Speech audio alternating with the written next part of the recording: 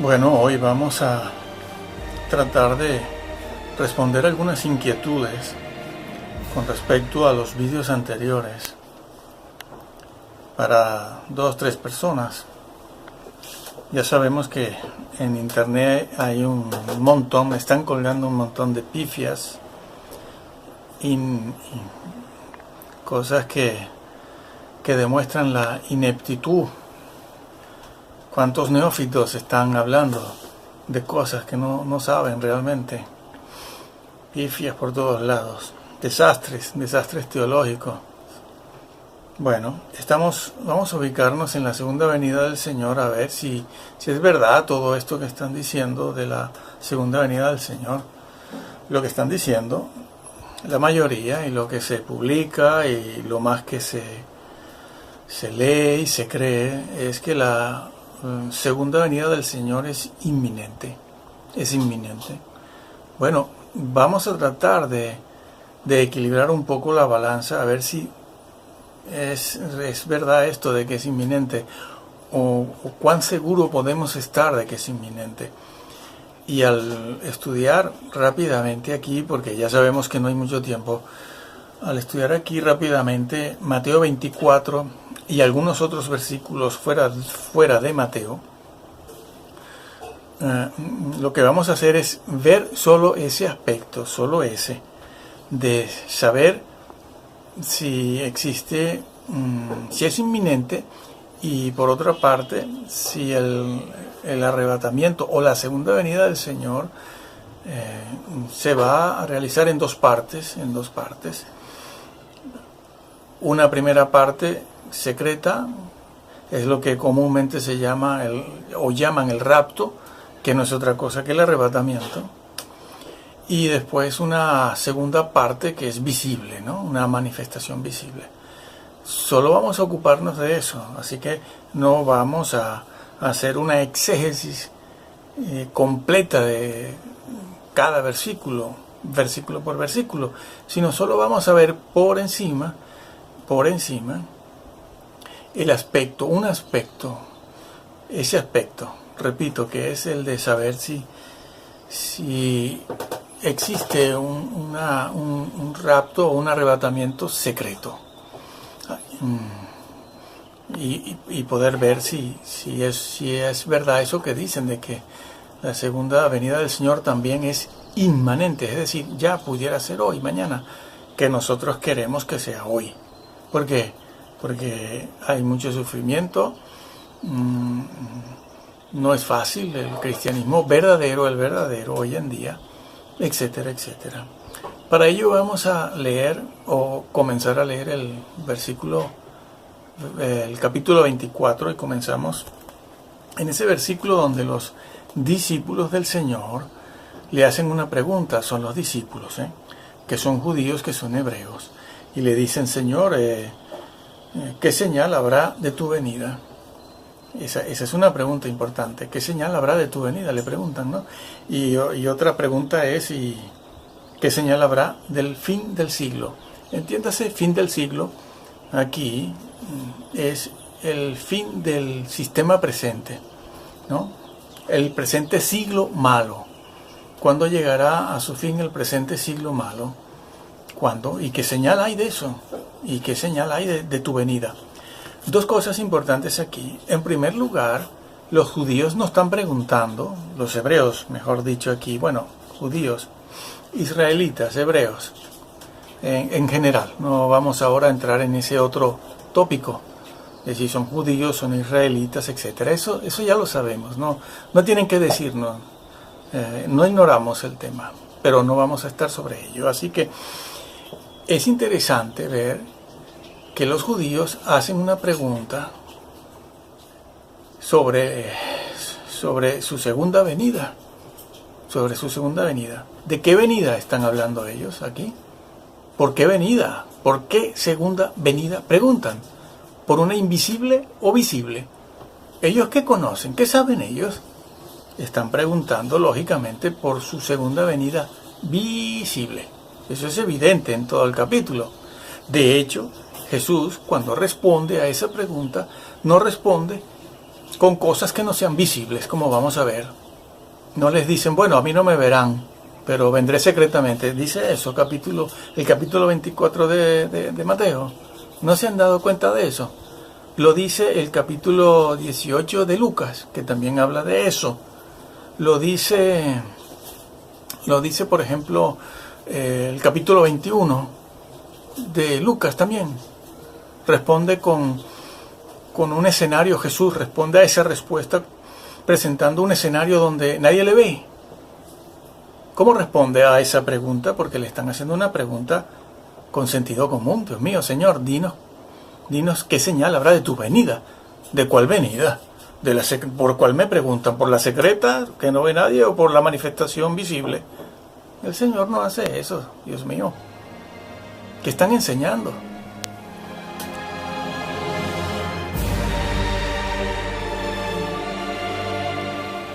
Bueno, así que ellos preguntan por una segunda venida visible.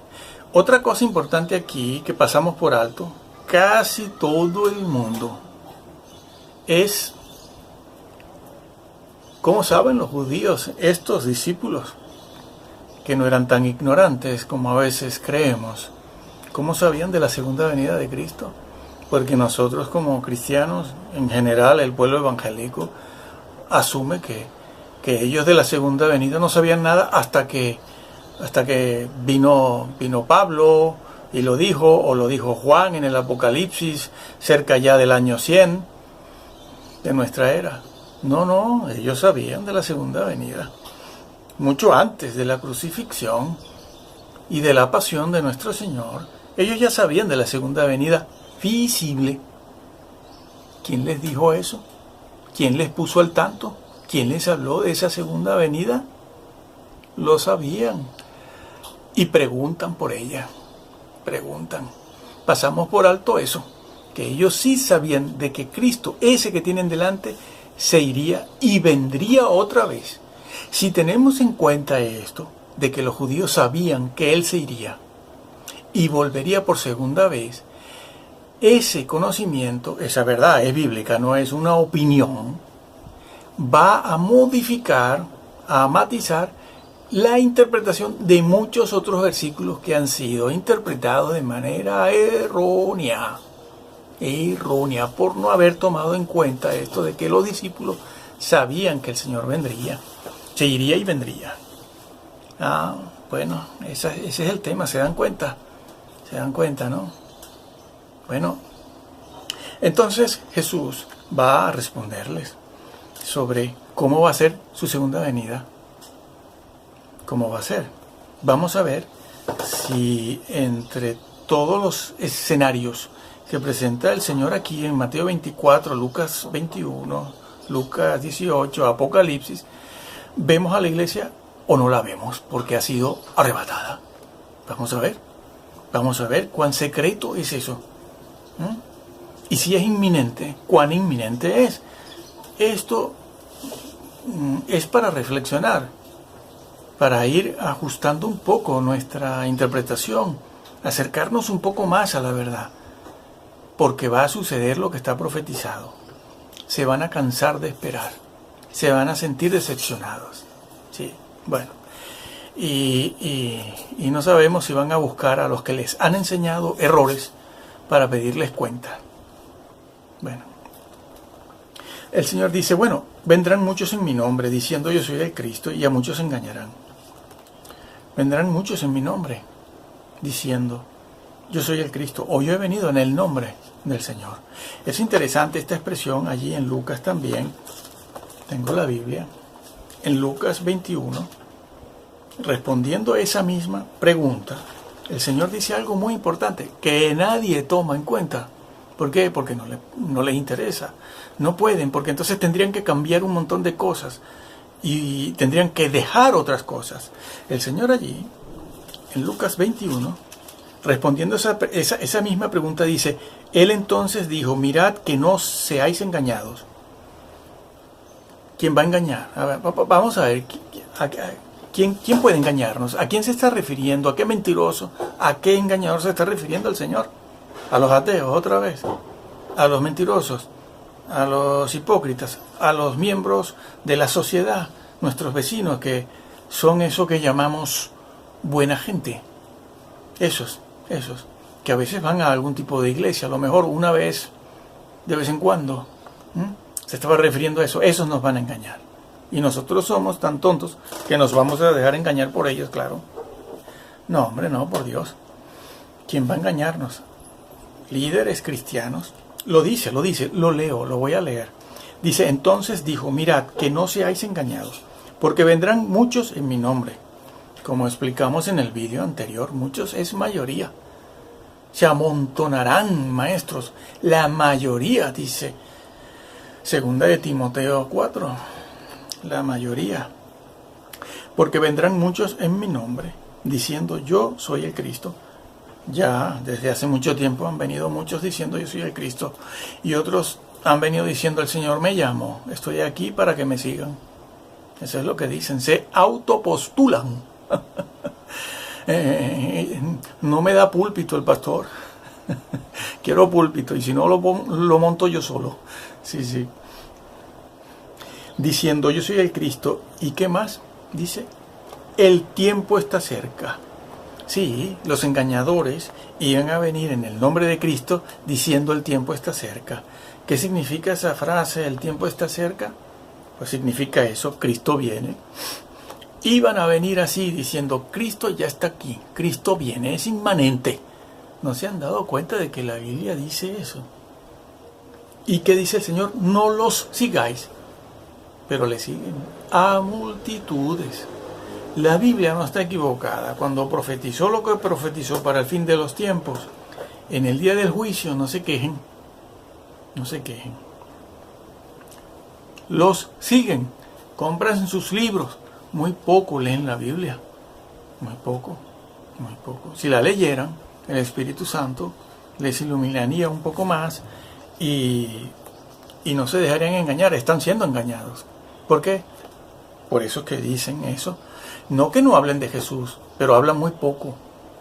Estos líderes, estos pastores, diáconos, líderes, miembros de iglesia, maestros, también hablan de Jesús, pero muy poco y superficialmente. Y cuando están predicando sobre la persona del Señor, se desvían a un montón de otros temas y después regresan a Jesús, encausan el mensaje en la persona de Jesús, pero superficialmente.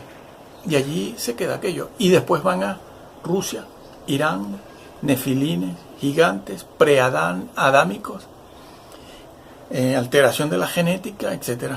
Cosas estas que son ciertas, no las negamos. Pero no podemos estar ubicándonos ahí. Porque ese es el engaño. Bueno, no es el engaño, es parte del engaño. El engaño es muy complejo, es doctrinal y es espiritual.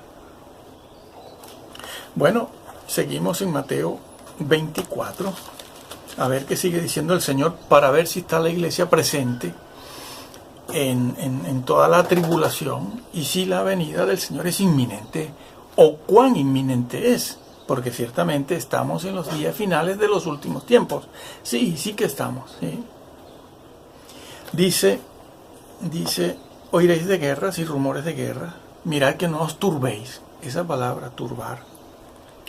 Esa palabra, turbar y conturbar, se usa en el Antiguo Testamento y aquí, no para hablar de las vicisitudes, contratiempos o la tribulación o el afán del diario vivir, de una vida cotidiana. No.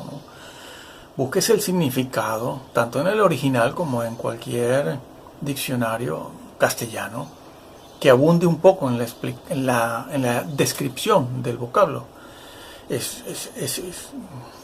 Implica una persona que está turbada, confundida, etc. Búsquenlo.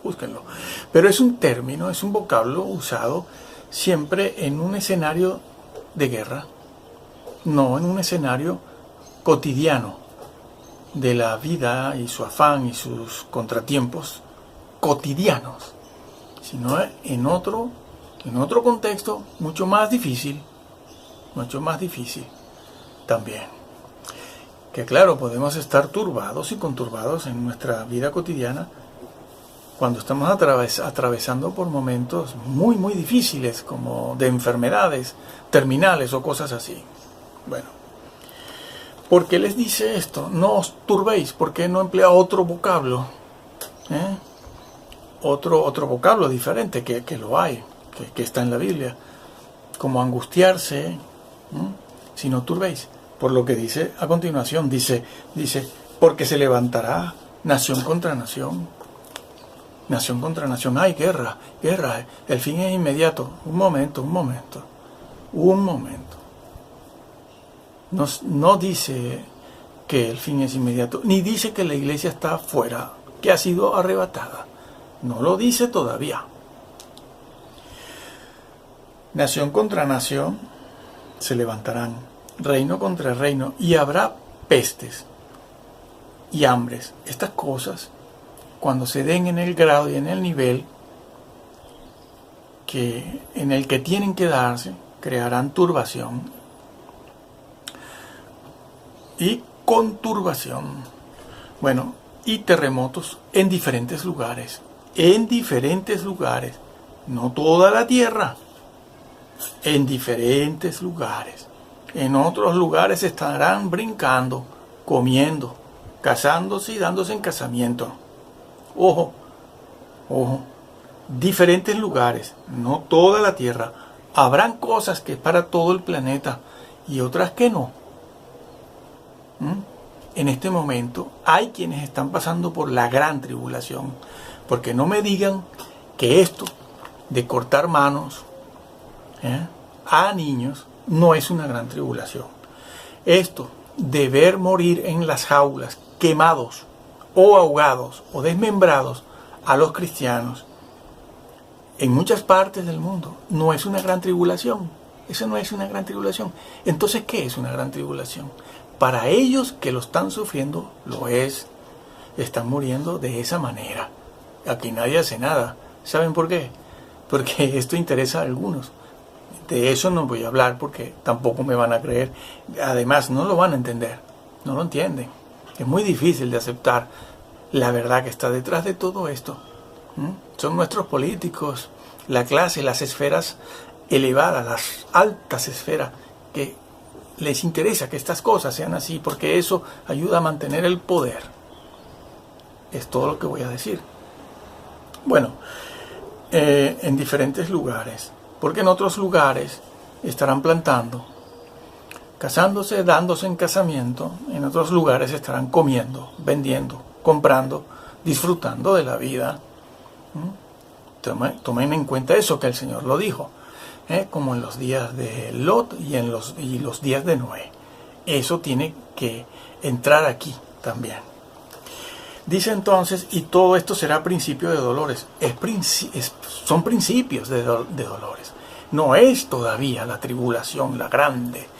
Ni estamos cerca del final. Aunque estemos en los últimos días. Sí, claro que estamos, yo lo creo. Pero cuidado con eso de que es inmanente. Bueno, hay que ver en qué grado es inmanente. Y sigue diciendo, entonces os entregarán a tribulación. Bueno, aquí abre un compás. Aquí habla de hechos que han sucedido en la historia y otros que van a suceder o están sucediendo ya al final. Repito, os entregarán a tribulación, os matarán. Más abajo dice, muchos tropezarán y entonces se entregarán unos a otros. Un incrédulo entregará a otro incrédulo. No, hombre, no. Está hablando de creyentes. Un creyente entrega a otro. Es que no lo estamos viendo. La mayor parte de los creyentes no tienen ningún interés en la doctrina verdadera. Tienen interés en esto de los asteroides. Todos van colgando vídeos con los sueños que tuvieron anoche.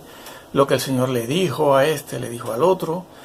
Que si los nefilines, los grises. Que si hay gigantes enterrados en las rocas, en las piedras que van a salir mañana. Y aunque muchas de estas cosas son verdad, pertenecen, son hechos históricos además, no es ahí donde los creyentes están haciendo y poniendo ni su énfasis, ni su doctrina, es ahí donde están poniendo su énfasis, su doctrina, su interés y toda su vida. Cuando no ven Harry Potter, las novelas y todo esto, no ponen su énfasis en la persona de Jesús, que es lo que tenemos que hacer en este momento. Bueno, unos a otros se entregarán, eso está dicho en Apocalipsis, cuando se habla de aquel caballo. Bueno, eso es. Entonces, unos a otros, se trata de los creyentes. Estamos divididos ya. ¿Por qué? Porque entró la apostasía mayoritariamente en la iglesia. Eso nos divide. También estaba profetizado. No lo podemos evitar. Tiene que ser así. Los creyentes en su mayoría, muchos, como está dicho aquí en Timoteo, muchos, la mayoría han caído en la apostasía.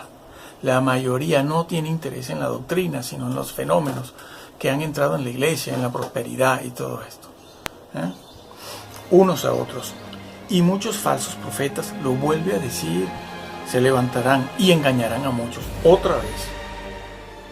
Vendrán.